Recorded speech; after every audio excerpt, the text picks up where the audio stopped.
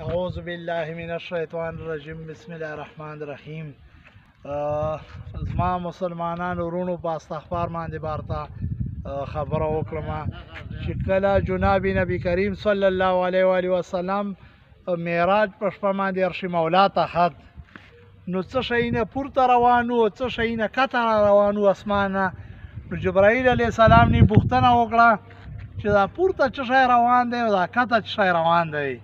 پورته چې دا پورته څه شی روان دی دا د انسانانو عملونه روان دي الله ته، عرش مولا ته، او دا کته څه شی را کوزږي دا د الله طرفه فیصلې را کوزږي. نو ګورئ مونږ باندې چې څومره سختۍ او څومره تکلیفونه یي را باندې، هر طرف ته زموږ په معاشره کې تکلیفونه یي. نو ټولو خلکو ته خواست کړم چې د الله تعالی قهر او غضب او غصه په څه شي باندې سړیږي؟ په جوماتو له تګ باندې چې جوماتو له 15 وخته به جمع مونځ وکړو.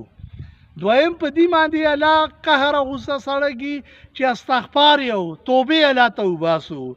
دریم الله غصه په دې باندې سړیږي چې مونږ او تاسو چې کوم دی رحم دلی وکړو، په خلکو باندې رحم وکړو، انصاف وکړو او مینه محبت وکړو. په دې باندې د الله قهر او غصه سړیږي.